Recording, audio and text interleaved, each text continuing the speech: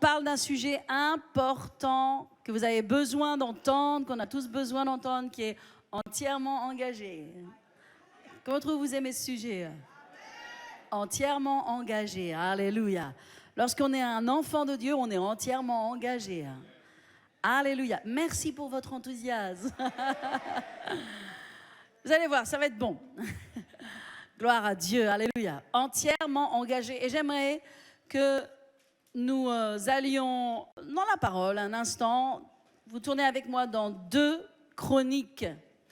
2 Chroniques 16, 9. Et bien sûr, la vidéo proche va nous aider. Alléluia. Alors, est-ce qu'il y a des gens qui sont entièrement engagés dans cet endroit? Est-ce qu'il y a des gens qui ont besoin de plus s'engager dans cet endroit? Alléluia. Merci pour votre esprit de vérité. Un esprit d'honnêteté, de sincérité et de vérité dans le nom de Jésus. Alléluia. Vous savez, plus nous réalisons qui est Dieu, plus nous comprenons l'or que nous avons dans les mains, la parole de Dieu que nous avons, plus nous comprenons les choses du ciel et de l'enfer et les réalités éternelles, plus nous comprenons aussi que nous avons besoin d'être engagés. Amen. Et d'être entièrement engagés. Dis à ton voisin, entièrement engagé. 2 Chroniques 16, verset 9. Car l'Éternel étend ses regards sur toute la terre pour soutenir ceux dont le cœur est tout entier à lui. Et une autre traduction dit pour soutenir ceux dont le cœur est entièrement engagé envers lui. Ça vous plaît ça? Alors la Bible nous dit que les yeux de Dieu parcourent toute la terre.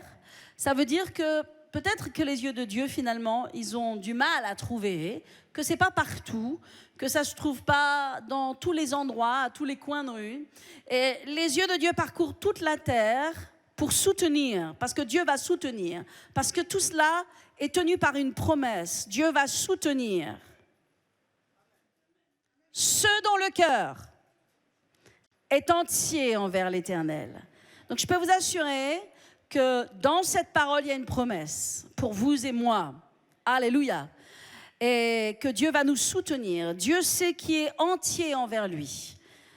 Et pas seulement dont le cœur est entier, mais qui est entièrement engagé. Vous savez, quand notre cœur est entier, bien sûr que ça sous-entend obligatoirement engagé et entièrement engagé. Si mon cœur est tout entier envers mon mari ou ma femme, en l'occurrence moi, envers mon mari, si mon cœur est tout entier envers mon conjoint, alléluia, en fait je vais être dans ma vie entièrement engagé envers lui. Engagé pour lui faire du bien, engagé pour le soutenir, engagé pour l'encourager, engagé pour être à ses côtés. Je vais être engagé. Et je ne vais pas être engagé 300 jours par an. Je vais être engagé 365 jours par an. Je ne vais pas être engagé 364 jours par an. Je vais être engagé 365 jours par an. Amen. Donc il y a une promesse merveilleuse de Dieu qui nous dit que les yeux de Dieu parcourent toute la terre pour soutenir. Donc Dieu cherche à soutenir. Il cherche à savoir qui est-ce qu'il va pouvoir aider, qui est-ce qu'il va encourager, qui est-ce à qui il va se tenir à côté de ceux qui ont un cœur entièrement engagé envers lui. Amen. Est-ce que vous aimez cette parole? Si vous aimez cette parole, dites Amen. Ce message, mes amis, il est pour vous, et il est pour moi, et il est pour nous rendre prospères.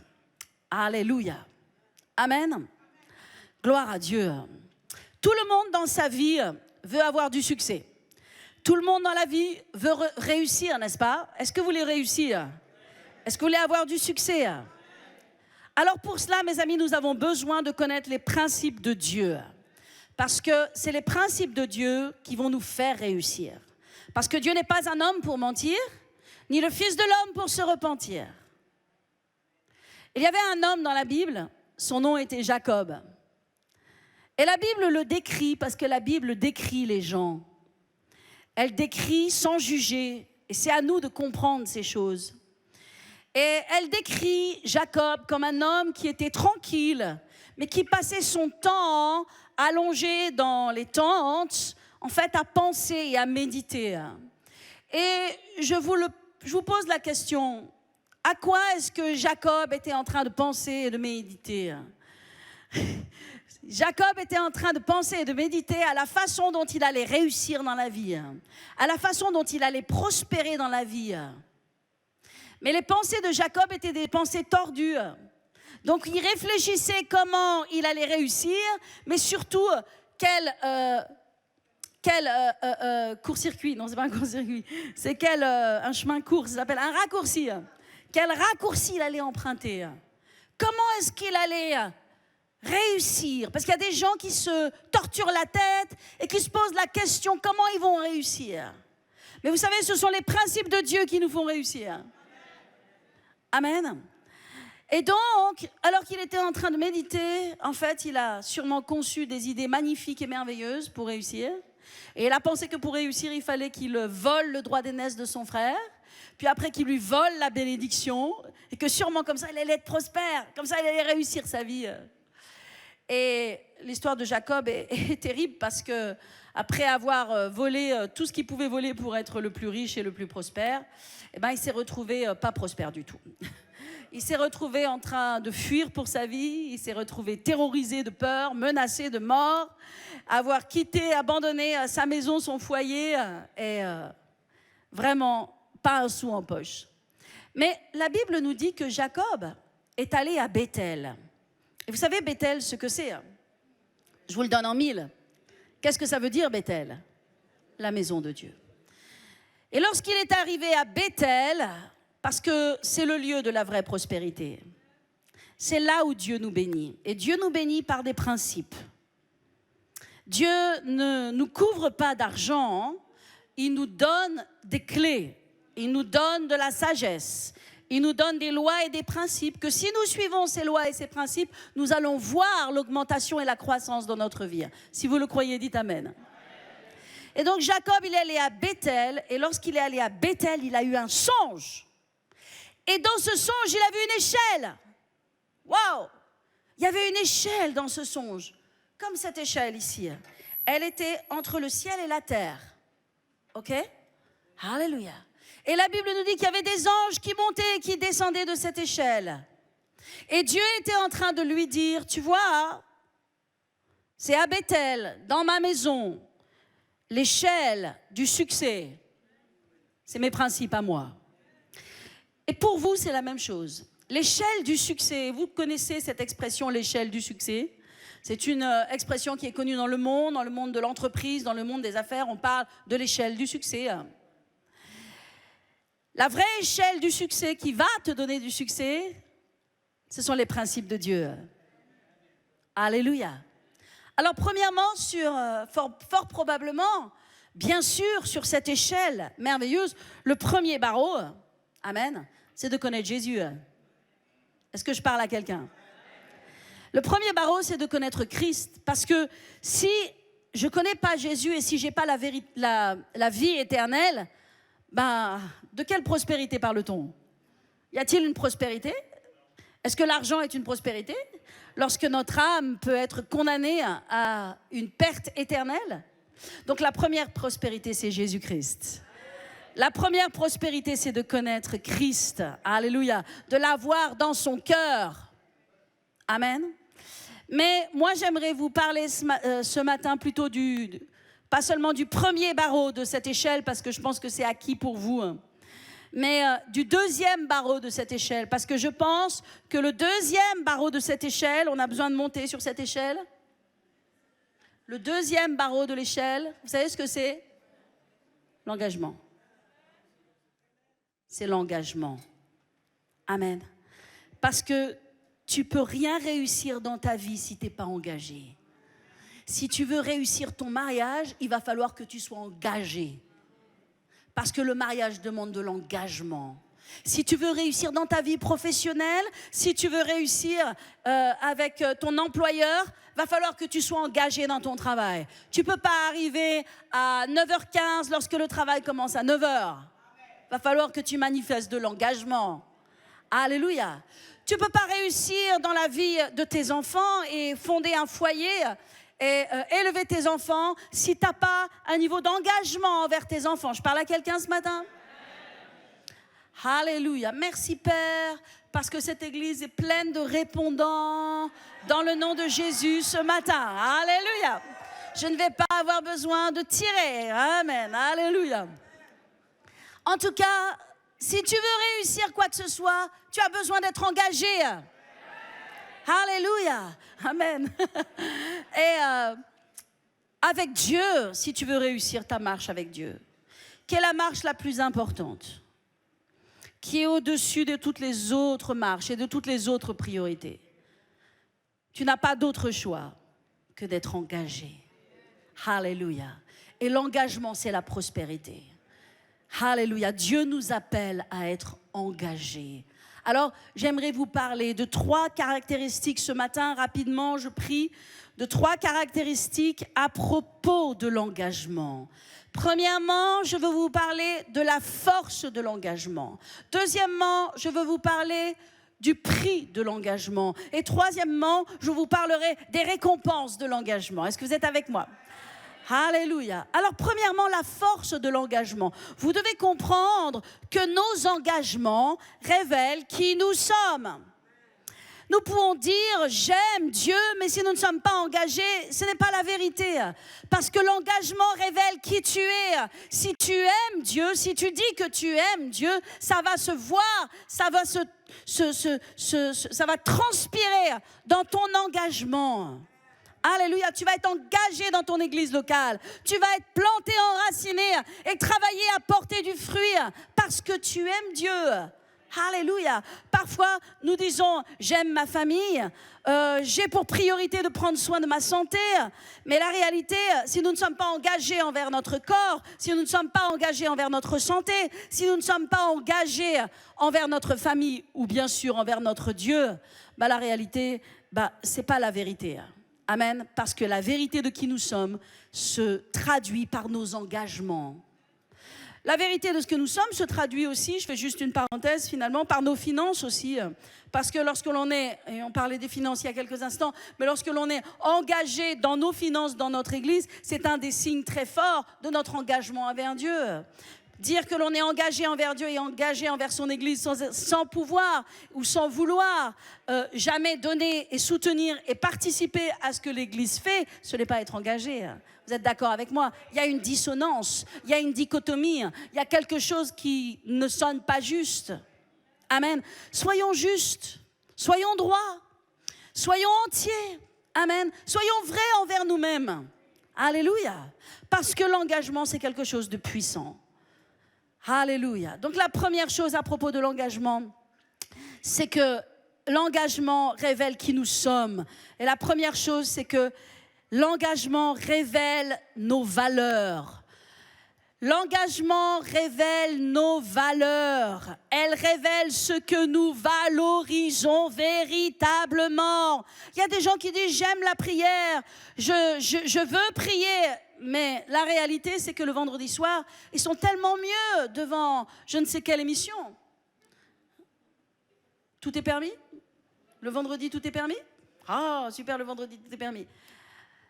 Vous comprenez? Si vous dites que vous aimez la prière et si pour vous c'est important, ça va se voir, ça va se traduire dans vos engagements, dans vos choix et dans vos décisions. Amen. Alléluia. C'est pourquoi Jésus a dit que personne ne peut servir 2 maîtres, où il va haïr l'un et aimer l'autre, mais on ne peut pas servir 2 maîtres. Alléluia. Je peux dire que quelque chose est important pour moi, mais en réalité, c'est la façon dont j'engage mon temps, mon argent et mon cœur qui montre vraiment ce qui est important pour moi. Est-ce que je parle à quelqu'un? Amen. Je peux dire ma famille est importante, mon Dieu est important, servir Jésus est important, mais est-ce que ça se reflète vraiment dans mes habitudes? Est-ce que ça se reflète dans ma vie de tous les jours? Est-ce que ça se reflète dans mes choix? Sinon, c'est que du blablabla, éventuellement, c'est du baratin. Amen. Alléluia. La deuxième chose à propos de la force de l'engagement, c'est que l'engagement va façonner ma vie. Mes engagements, et je crois le premier engagement que nous devons avoir, c'est avec Dieu. Le deuxième engagement que nous devons avoir, c'est avec notre famille. Le troisième engagement, c'est éventuellement, bien sûr, avec notre carrière.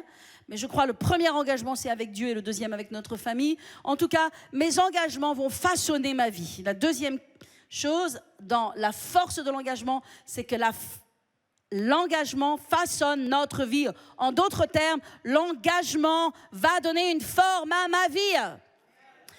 Alléluia. Le potier prend de l'argile et l'argile n'a pas de forme. Et c'est comme ça que l'on est peut-être à 15 ans, à 16 ans. Bien sûr, on est en train de grandir.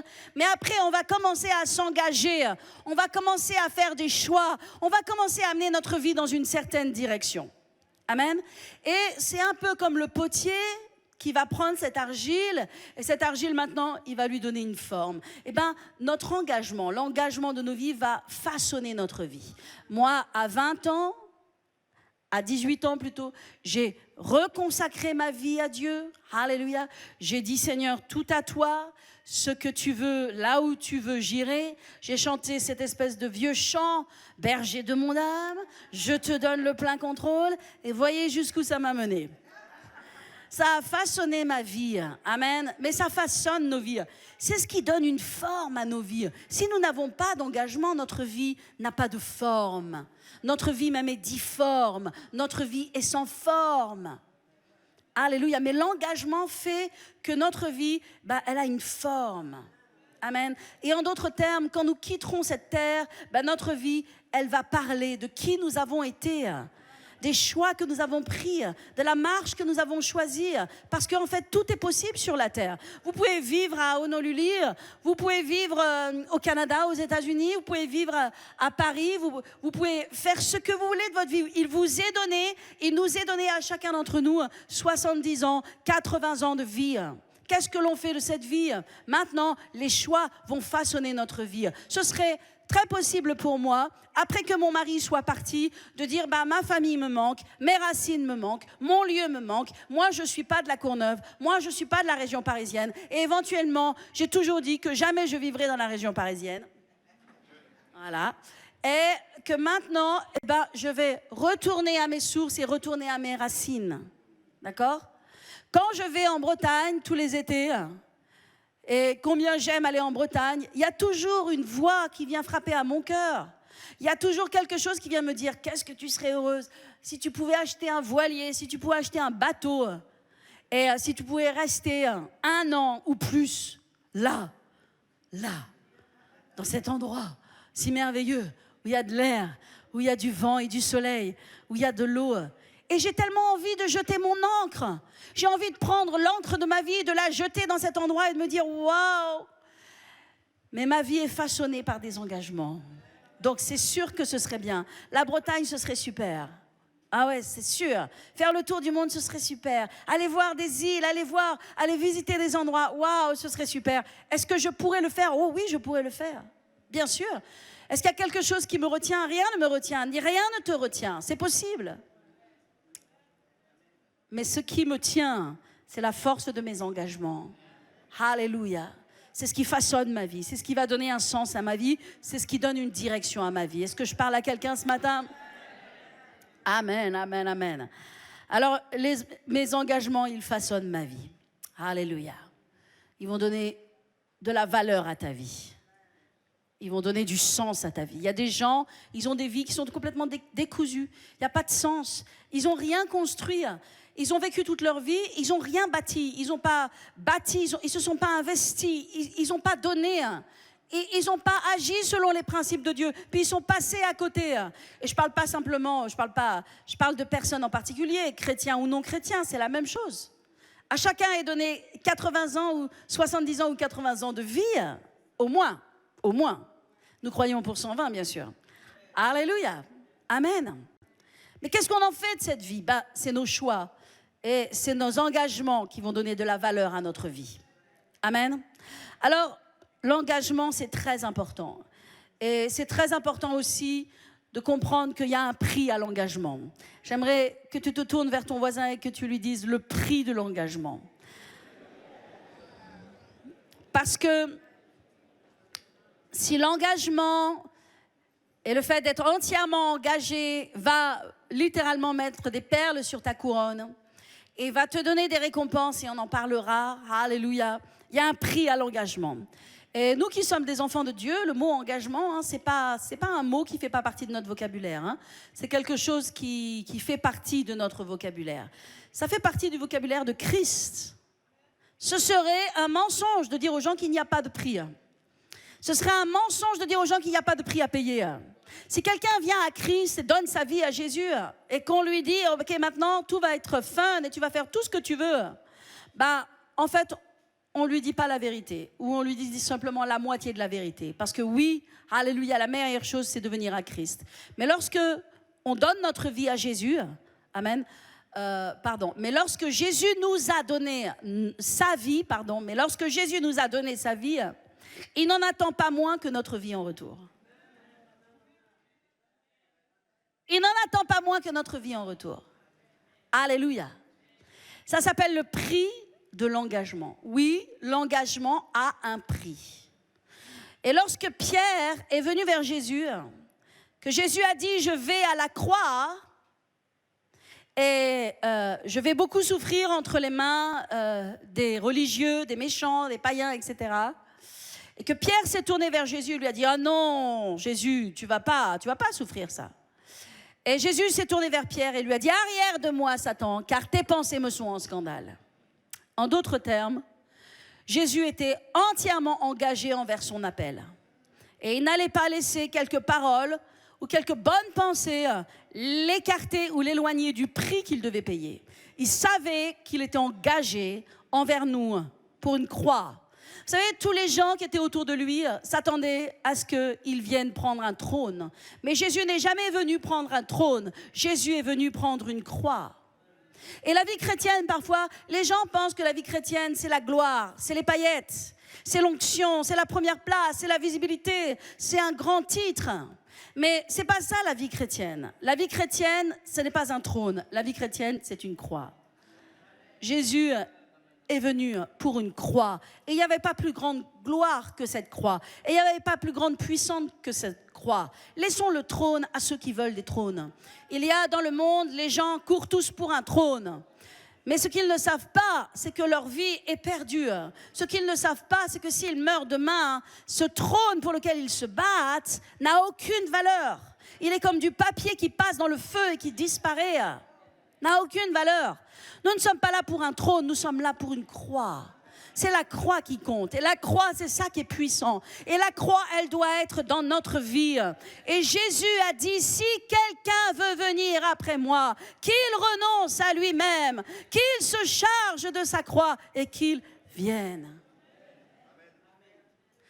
Alléluia. Jésus ne nous a pas promis un trône. Il nous a promis une croix. Et marcher avec Jésus, alléluia, c'est prendre sa croix. Et prendre sa croix, c'est être fidèle à ses engagements. Quand on a envie et quand on n'a pas envie. Quand on est frustré, quand on est blessé. Quand parfois on se fait réprimander. Et parfois on se fait encourager. Peu importe. Il y a cette croix, il y a ce prix. Et ce prix, il est bon pour nous.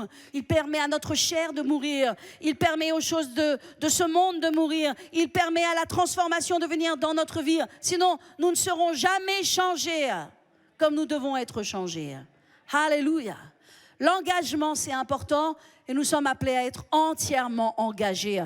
N'êtes-vous pas heureux de ce que Jésus était entièrement engagé ?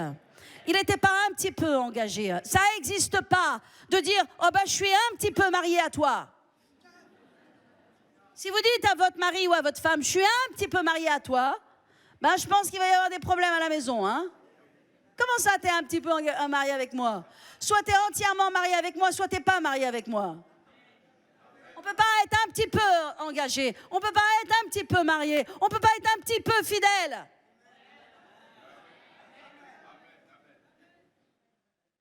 Il y a un pasteur qui disait comme ça, si je dis à ma femme que je suis engagée avec elle il y a 365 jours dans l'année et que je suis engagée 364,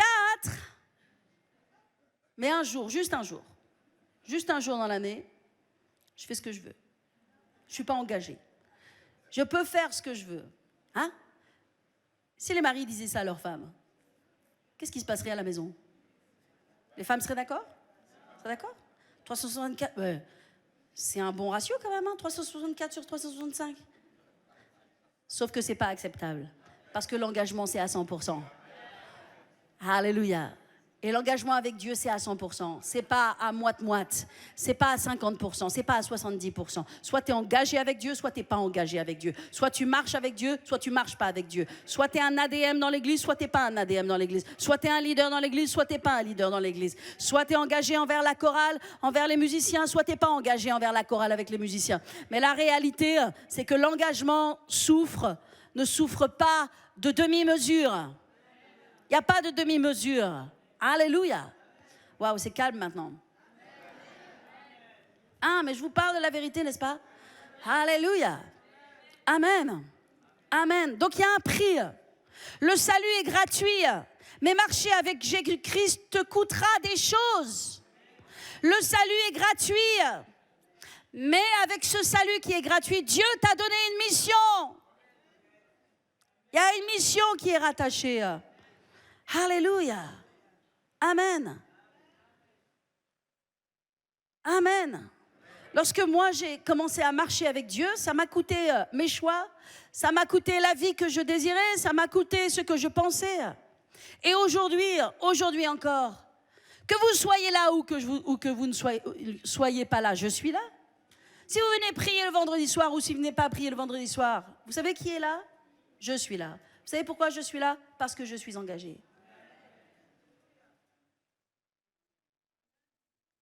Et peu importe si vous n'êtes pas là, mais je suis engagée. Alléluia. Amen. Et mon mari nous a montré l'exemple, n'est-ce pas? Il a dit 2 mois avant qu'il parte, sur cette estrade, et moi-même j'ai eu la surprise de traduire, il a dit, je vais partir. Quand je partirai, je serai en train de faire ce que Dieu me demande de faire jusqu'au bout, jusqu'au dernier moment. Et non seulement il l'a dit, mais il ne l'a pas seulement dit, il l'a prouvé. Et le vendredi soir, et vous savez, il y a beaucoup de gens dans l'église qui se sont dit, oh, ce vendredi soir, j'aurais tellement aimé être là. Ben non, le vendredi soir où il est parti, étaient là que ceux qui étaient là. Et que ceux qui, finalement, avaient l'habitude d'être là.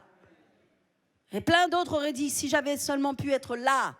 Ben oui, mais c'est ce vendredi soir où il est venu dans l'église, il a fait le tour de l'église, il a mis sa main sur un certain nombre de personnes. Il les a salués quelque part, il les a honorés, il les a encouragés. Et puis, il est venu sur le devant, là, il a levé ses mains vers le ciel. Et puis, d'un seul coup, il y a eu un grand boum. Il était tombé, moi j'étais sur l'estrade, il n'était plus là, il était parti. Il était parti en faisant son travail, en faisant son devoir, jusqu'au bout. Moi, je ne sais pas qui vous inspire, mes amis, mais mettez devant vos yeux des gens qui vous inspirent. Mettez devant vos yeux des gens qui vont vous pousser à aller plus loin. Mettez devant vos yeux des gens qui vont tirer en vous la paresse, qui vont tirer en vous l'indolence, qui vont tirer en vous l'esprit du monde, l'esprit de doléance et l'esprit de murmure et l'esprit de complainte. Mettez des gens qui vont vous pousser vers l'excellence, à donner le deuxième mille. À donner le deuxième mille. Alléluia. Ne soyons pas satisfaits et contents de simplement ce que l'on peut faire et de ce que l'on a envie de faire. Et je donne à Dieu ce que j'ai envie et je donne à Dieu le temps que je veux bien lui donner. Mais apprenons à avoir une vraie relation avec Dieu et comprendre que Dieu est vivant et que Dieu existe. Amen. Et qu'il voit ce que je lui donne. Il voit mes offrandes. Il voit mes sacrifices et mes prières. Il voit mon service et il va le récompenser. Alléluia. Amen. Alors mes amis, alléluia. Amen. Jésus a dit comme cela dans Luc 14, verset 26. Regardez dans les écrans aussi. Luc 14, verset 26. Quel passage de l'Écriture, mon Dieu. Il a dit, si quelqu'un vient à moi et s'il ne hait pas son père, sa mère, sa femme, ses enfants, ses frères et ses sœurs et même sa propre vie, il ne peut être mon disciple. Est-ce que nous comprenons ces paroles-là? Waouh, la force des paroles de Jésus. si quelqu'un veut venir après moi et s'il ne hait pas. Alors, il ne s'agit pas de haïr notre père, notre mère et nos frères, hein, mais une autre traduction, et vous le savez bien, dit ainsi, notamment le Semeur dit, si quelqu'un vient après moi et qu'il n'est pas prêt à renoncer à son père, à sa mère, et version Louis II 21 déclare, si quelqu'un vient à moi sans me préférer, et c'est probablement la version que j'aime le plus, la seconde 21 qui dit, si quelqu'un vient à moi, parce qu'il ne s'agit pas de haïr son père, il ne s'agit pas de renoncer à son père ni à sa mère, bien sûr, nous comprenons ces paroles, mais nous les comprenons mieux dans la version Louis II 21, si quelqu'un vient à moi sans me préférer, à mon père, ma mère, mon mari, ma femme, mes enfants, mes tontons, mes cousins, mes frères et mes sœurs, il n'est pas digne d'être mon disciple. Me préférer, me préférer, me préférer. Dieu veut être le premier. Dieu veut être celui qu'on aime le plus, au-dessus de tout. C'est un ordre, c'est un commandement. Tu ne peux pas être un disciple de Jésus si tu préfères ta vie. Tu ne peux pas être un disciple de Jésus si tu préfères tes choix. Tu ne peux pas être un disciple de Jésus si tu préfères... Il y a tellement de gens, ils veulent servir Dieu et disent « Oh, Seigneur, oh pasteur », ou ils vont voir les responsables « Oh, je veux servir dans l'église, j'aimerais donner mes dons, j'aimerais mettre à profit. » Mais la réalité, c'est qu'ils aiment leur vie plus que le ministère. Ils aiment leur vie plus que Dieu. Mais la réalité, c'est que servir Dieu dans l'église, servir Dieu par quelque moyen que ce soit, c'est préférer Dieu à toute autre chose. Alors après, quand ils comprennent que c'est ça le service, ils donnent des excuses, ils racontent des histoires, ils s'inventent des prétextes. Mes amis, soit vous servez Dieu, soit vous ne servez pas Dieu. Parce que si vous ne voulez pas servir Dieu, vous savez, c'est Jésus qui a mis les règles, c'est Jésus qui a mis le code, ok? Si tu préfères ta vie, si tu préfères ton dimanche après-midi, si tu préfères ta petite vie tranquille, si pour toi l'évangélisation, ça n'a aucune importance, si pour toi faire l'œuvre de Dieu dans les groupes de maison, ça n'a pas de valeur, c'est pas important, tu as autre chose à faire. Mais bien sûr que tu as autre chose à faire, et moi aussi j'ai autre chose à faire, et tout le monde a autre chose à faire. Oui, mais si tu préfères pas Dieu au-dessus de tes activités, tu ne peux pas être un disciple. Parce que ça, c'est la vérité. Alléluia. Amen. L'engagement auquel Dieu nous appelle, c'est un engagement qui est total, qui est entier. Être entièrement engagé. Alléluia. Amen. Gloire à Jésus. Alléluia. Jésus a dit comme cela, vous êtes le sel de la terre. Mais si le sel perd sa saveur, vous savez ce que c'est un sel qui perd sa saveur? Si le sel n'est pas engagé. Vous êtes le sel de la terre. Vous avez reçu la parole de Dieu, vous avez tout été touché par Dieu. Il y a quelque chose qui s'est passé entre le ciel et vous. Vous êtes maintenant le sel de la terre. Mais si le sel, il perd sa saveur ou s'il n'a pas de saveur, s'il n'a pas d'engagement, s'il n'a pas d'engagement, il n'a pas de saveur, la Bible dit, et Jésus a dit, il ne sert qu'à être jeté dehors et à être foulé par les hommes. Waouh! Notre vie, en d'autres termes, si nous n'avons pas d'engagement, si nous ne sommes pas engagés envers Dieu, envers l'Église, envers nos responsabilités, c'est comme du sel. Mets du sel dans ton assiette qui n'a pas de saveur. Ça sert à quoi? Ça sert à rien. Tu prends la salière, tu la jettes à la poubelle. C'est comme une vie touchée par Dieu, qui a été touchée par Dieu, mais qui ne va jamais porter du fruit.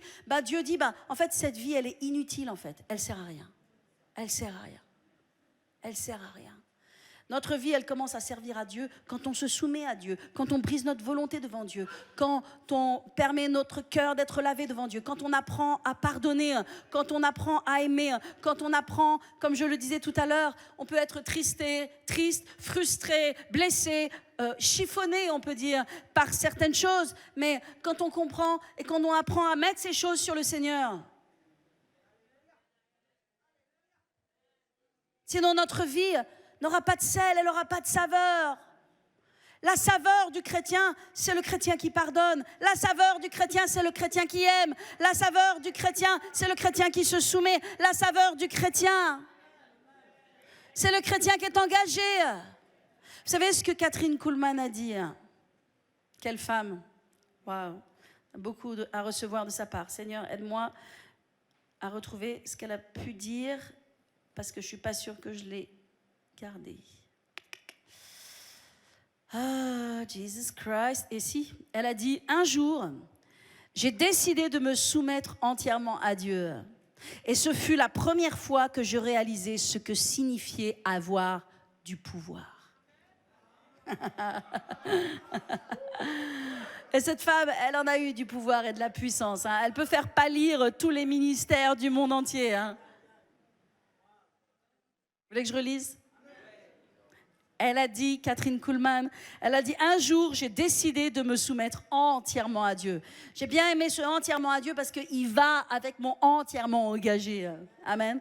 Elle a dit, un jour, j'ai décidé de me soumettre entièrement à Dieu. Alléluia. Et elle dit comme cela. Et ce fut la première fois que je réalisais ce que signifiait avoir du pouvoir. Ou bien on peut dire avoir de la puissance. Et la puissance et l'onction qui a été sur la vie de cette femme a été inégalée probablement. Inégalée à ce jour. Vous savez, il y a 3 femmes. Il y a 3 femmes. Et probablement dans notre génération aussi, des grandes femmes de Dieu. Mais c'est différent de l'onction que portent et qu'ont pu porter ces 3 femmes. Joyce Meyer est une grande femme de Dieu, une grande enseignante de la parole. L'impact de son ministère est juste monumental dans un monde qui aimerait bien, bien sûr, jeter la pierre, hein, lapider les femmes. Hein. Oh mon Dieu, qu'est-ce qu'on peut dire devant une femme comme Joyce Meyer, qui a un témoignage, qui a surmonté le viol, l'inceste de son père pendant presque 18 ans et qui a surmonté toutes ces choses, amen, et qui est devenue une femme de sagesse qui enseigne le corps de Christ.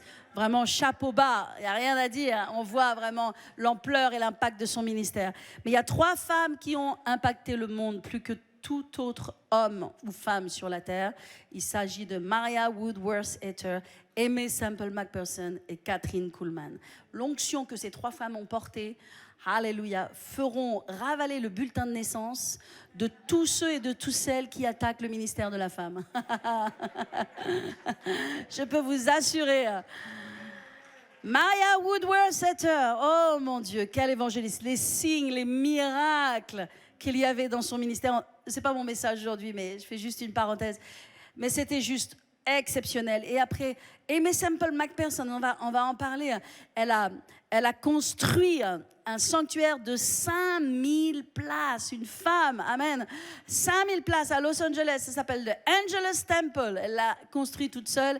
Et Kathryn Kuhlman aussi. Et les miracles incroyables que Dieu a fait au travers de ces femmes.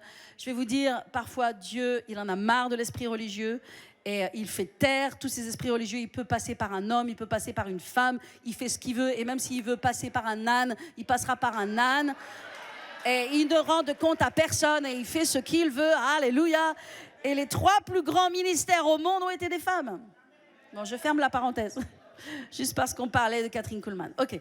Donc, alléluia. Je sais que ce message va partir dans des endroits où ça va coincer.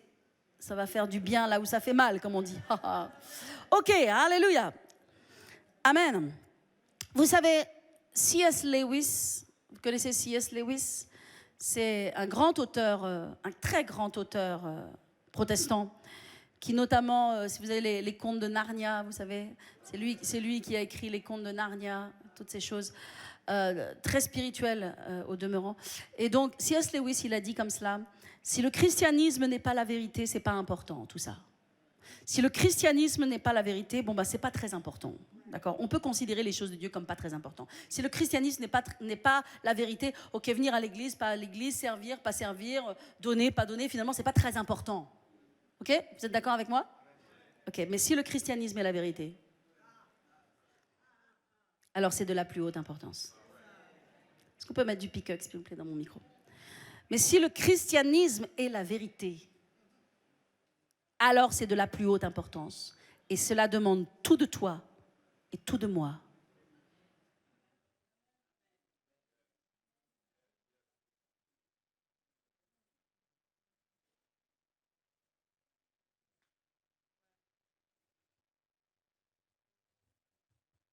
Il y a un homme, j'ai vu un reportage récemment. Il y a un homme, c'est un médecin, réanimation. Et il est en train de faire passer à un autre homme un test d'effort. Vous savez, ces tests d'effort sur des vélos, là. parce qu'il se plaint d'une douleur dans la poitrine. Et cet homme qui est en train de faire son test d'effort, au milieu de son test d'effort, et c'est un risque, il s'effondre, il meurt. Le cœur lâche, il meurt. Très vite, le docteur est appelé pour faire la réanimation. Lui et toutes les équipes font la réanimation. Et ils sont vraiment, mais vraiment acharnés sur cet homme. C'est pas que c'est un homme qui est vieux, c'est un homme qui doit vivre, qui doit continuer de vivre. Et ils se battent pour que cet homme vive. Et cet homme revient à la vie. Sauf qu'à chaque fois qu'il revient à la vie, il hurle de terreur. Il est terrorisé. C'est un reportage qui est sorti dans Le Monde, qui est sorti sur une chaîne de télévision que j'ai vue ce week-end. Et il hurle, il crie, il est terrorisé et il décrit ce qu'il voit. Il décrit qu'il part en direction d'un lac de feu et que c'est horrible. Et donc, il va remourir encore et repartir. Et ils vont le réanimer, et il va revenir. Et il hurle. Et ils ont testé, parce que ce sont des scientifiques et des médecins, et ils ont vu qu'il avait sincèrement toutes les caractéristiques de la terreur. Pupille dilatée, le poil hérissé, et des symptômes physiques de terreur. C'était pas juste une histoire.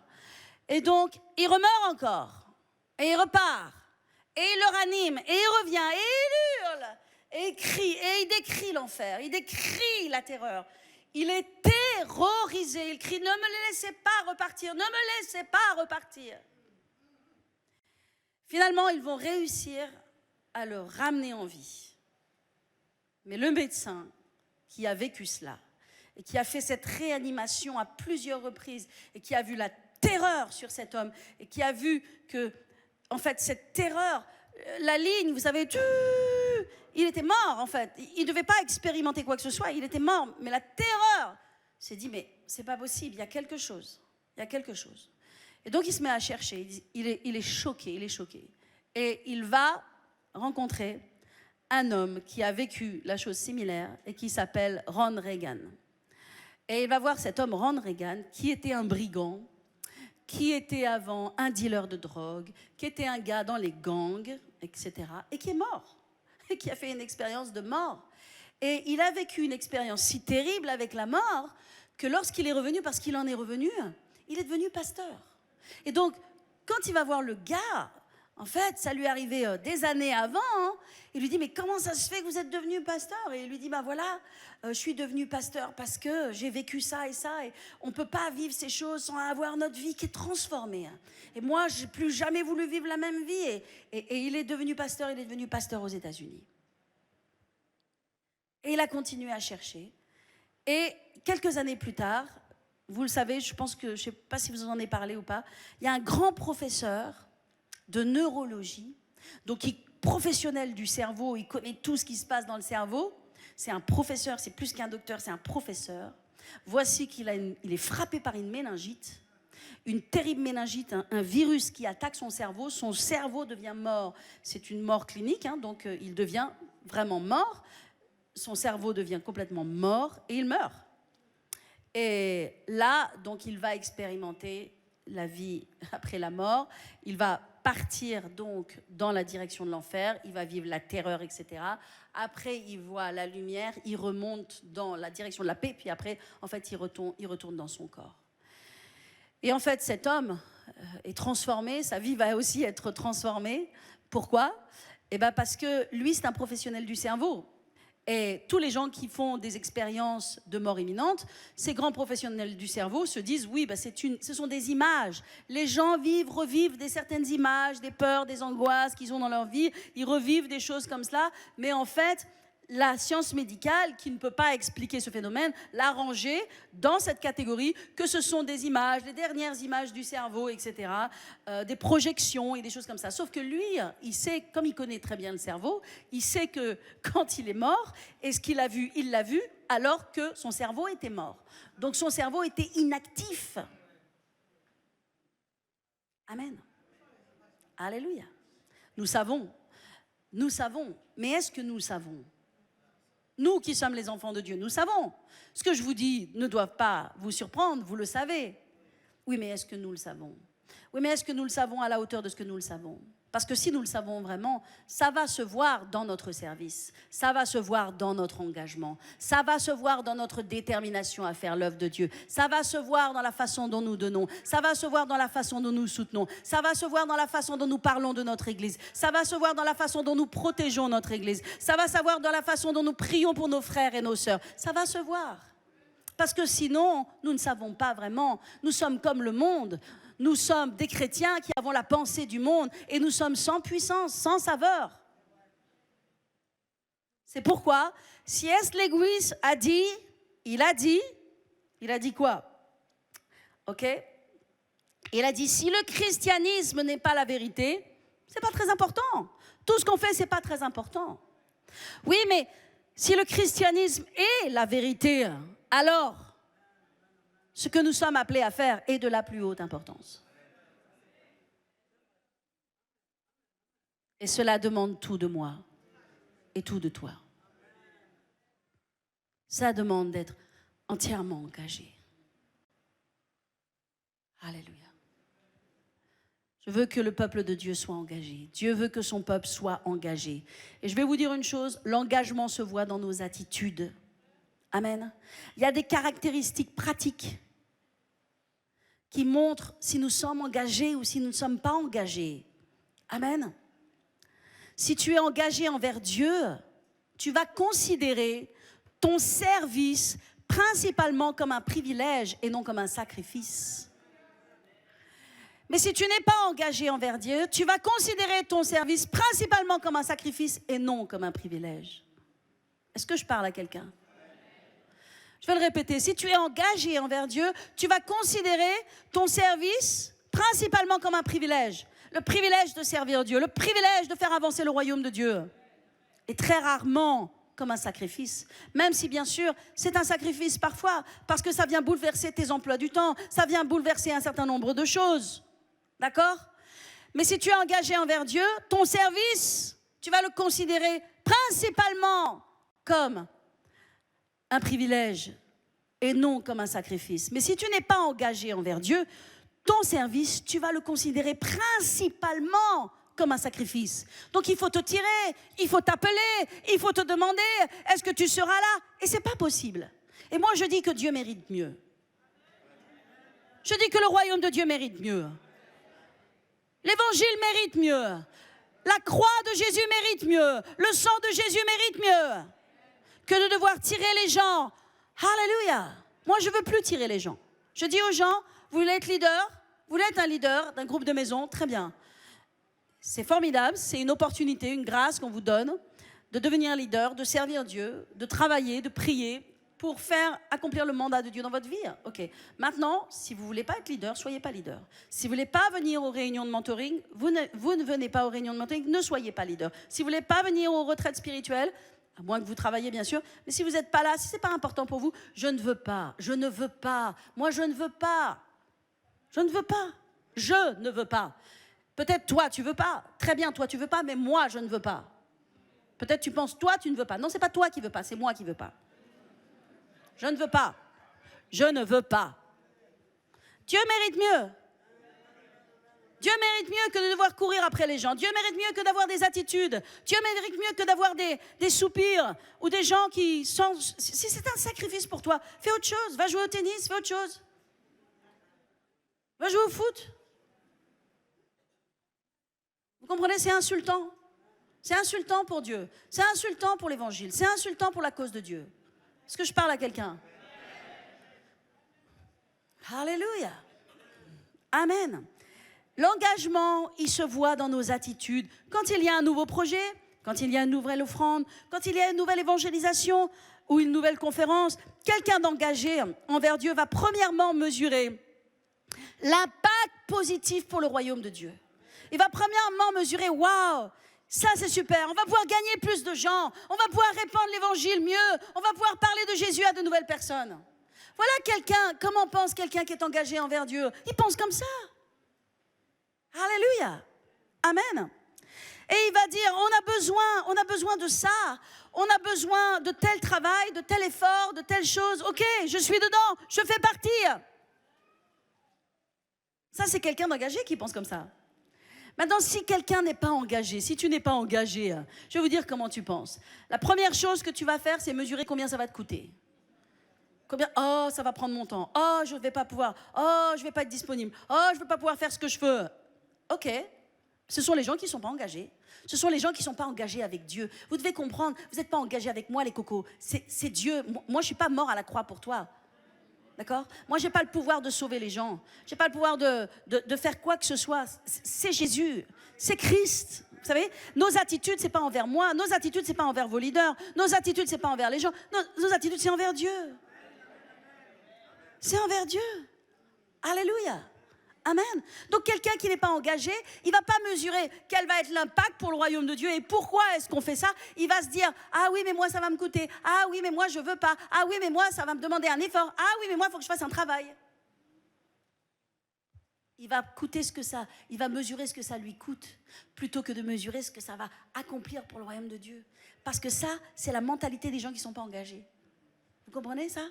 Alléluia. Vous comprenez que ce n'est pas possible de faire avancer le royaume de Dieu avec des gens qui ne sont pas engagés. On ne peut faire avancer le royaume de Dieu qu'avec des gens qui sont engagés. Est-ce que je peux avoir un amen pour cela? Amen. Alléluia. Pour terminer, et normalement j'ai déjà terminé depuis longtemps parce que mon message est trop long maintenant. Alléluia. Ou bien peut-être on en reparlera. Mais il y a des récompenses, bien sûr, parce qu'il y a la force de l'engagement. Amen. Et ce que révèle l'engagement. Il y a le prix de l'engagement, parce qu'il y a un prix, et ne pas en parler, ce serait mentir. Amen. Mais il y a aussi la récompense de l'engagement. Il y a aussi des récompenses dans l'engagement. Et je vais vous dire une chose, parmi les récompenses. Jésus a dit, ne vous inquiétez de rien. Et il parle à qui? À ceux qui vont chercher le royaume de Dieu premièrement et sa justice. Il a dit, à vous qui allez rechercher le royaume de Dieu premièrement et sa justice, il dit, ne vous inquiétez de rien.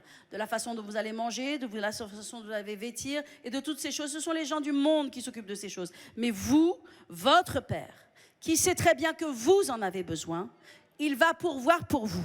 S'il est capable de nourrir les moineaux, les passereaux, s'il est capable d'apporter de la nourriture aux petits oiseaux du ciel, votre Père, qui sait que votre cœur est engagé envers lui, il va trouver un moyen et un chemin pour vous apporter la provision. Pourquoi? Parce que vous appartenez à un autre royaume. Vous n'appartenez pas au monde de Mammon, vous appartenez au royaume de Dieu. Alléluia. Donc la première récompense, mes amis, c'est la vie dans laquelle nous marchons. Dieu est engagé envers nous pour pourvoir à nos besoins. Dieu est engagé pour nous diriger, pour nous conduire, pour amener ce dont nous avons besoin. Alléluia. Et ça, c'est pas une petite récompense, c'est une grande récompense. Que nous pouvons marcher main dans la main avec notre Père et croire, alléluia, qu'il pourvoit à nos besoins et que nous n'avons pas à nous inquiéter de quoi que ce soit. Waouh, le monde s'inquiète, tout le monde court et s'affaire. Dieu nous demande de nous affairer à son royaume, de nous affairer aux âmes, de nous affairer aux choses qui sont vraiment importantes. Et le reste, ça c'est la bonne nouvelle, il va s'en occuper. Donc ça, c'est la première bonne nouvelle. C'est nos récompenses dans le quotidien, dans notre vie quotidienne. Mais il y a aussi des récompenses éternelles. Amen. Alléluia. Matthieu 25 déclare que lorsque nous passerons, Jésus dira, notre maître dira, viens, bon et fidèle serviteur, entre dans la joie de ton maître. À qui il va dire ça? À ceux qui ont été entiers envers l'Éternel. Bien et bon fidèle serviteur, entre dans la joie de ton maître. Amen. Et vous savez très bien qu'il y a 2 trônes qui attendent tout le monde dans l'avenir. Enfin, pas tout le monde, mais il y a 2 trônes qui nous attendent dans le ciel. Il y a premièrement le trône de jugement qui va juger tous les vivants et tous les morts. Et tous les gens vont passer devant son trône. Et nous savons que c'est un trône de jugement. C'est un trône de jugement et que les gens qui passent devant son trône, ce trône-là, ce sont les gens qui sont perdus. Parce qu'ils ne vont pas être trouvés dans le livre de vie. La Bible dit que des livres vont être ouverts, c'est-à-dire des livres de leur vie, des livres de tout ce qu'ils ont dit, des livres de tout ce qu'ils ont parlé, de toutes les paroles qu'ils ont prononcées. Tout ça est écrit dans les livres du ciel. Des livres ont été ouverts et le livre de la vie a été ouvert. Et tous ceux qui n'ont pas été trouvés dans le livre de la vie seront jetés dans les temps de feu. Donc il y a ce trône aussi. Amen. Mais nous ne passons pas devant ce trône. Nous ne sommes pas jugés. Parce que la Bible dit qu'il n'y a plus de condamnation pour ceux qui sont en Jésus-Christ. Plutôt, nous ne sommes pas condamnés, parce que la Bible dit qu'il n'y a pas de condamnation qui sont en Jésus-Christ. Mais par contre, nous allons être jugés. Nous allons être jugés selon nos œuvres. Amen. Et la Bible dit, amen, alléluia, qu'il y a un salaire pour nos œuvres. C'est pas merveilleux? Il y a un salaire. Dis à ton voisin, il y a un salaire. Alléluia. Troisième point, c'est le salaire de l'engagement. Il y a un salaire. Il y a un salaire pour nos œuvres. Et c'est pourquoi on peut avoir de la foi en Dieu. Il y a un salaire. Alléluia. Amen. Et donc, il est écrit, car il nous faut comparaître tous devant le tribunal de Christ, afin que chacun reçoive selon le bien ou le mal qu'il aura fait. Amen. Il est écrit que, sachant que vous recevrez du Seigneur l'héritage pour récompense, servez Christ, servez le Seigneur. Amen. Il est écrit, quiconque de vous donnera à boire même un verre d'eau en mon nom, parce que vous appartenez à Christ, je vous le dis en vérité, il ne perdra pas sa récompense. Le Seigneur dit qu'il y aura des récompenses, que nous allons passer devant le tribunal de Christ. Il est écrit que si l'œuvre de chacun sera manifestée, car le jour la fera connaître, et parce qu'elle sera révélée dans le feu, et le feu éprouvera ce qu'est l'œuvre de chacun. Et si l'œuvre bâtie par quelqu'un sur le fondement subsiste, il recevra une récompense. Il dit aussi que si l'œuvre de quelqu'un est consumée par le feu, il perdra sa récompense. Pour lui, il sera sauvé, mais comme par le feu. Amen. En d'autres termes, ce que nous faisons dans notre vie, amen, les choix que nous allons prendre, amen, vont déterminer notre récompense.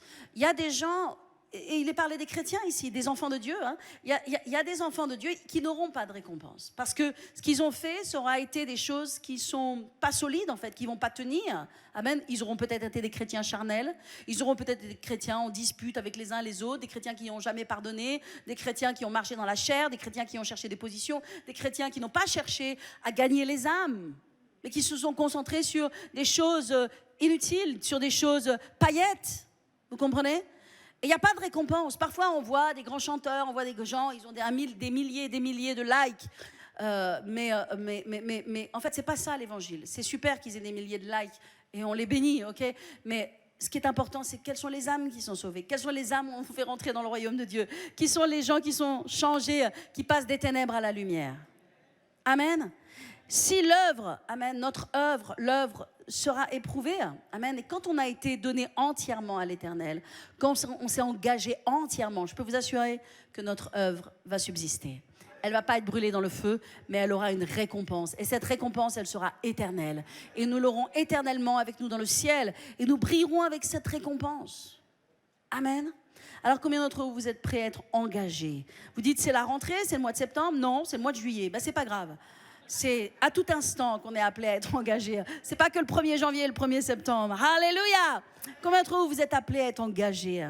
Combien d'entre vous, ce message, il vous parle ce matin ? Amen. Alléluia. On va prier. Père Céleste, alléluia, la chorale va revenir.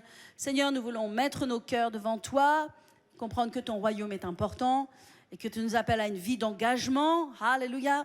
Et Seigneur, que ton peuple soit saisi ce matin, saisi par ton esprit, et que s'il y a de la rébellion, s'il y a de l'insoumission, s'il y a de l'individualisme, s'il y a des choses du monde dans le cœur, maintenant, dans le nom de Jésus, que ces choses soient lavées, nettoyées par le sang de Jésus. Que les attitudes, peut-être, qui ne sont pas correctes, redeviennent correctes. Que là où il y a des choses qui ne sont pas en ligne avec la parole de Dieu, amen, que ces choses se remettent en ligne maintenant. Au nom de Jésus.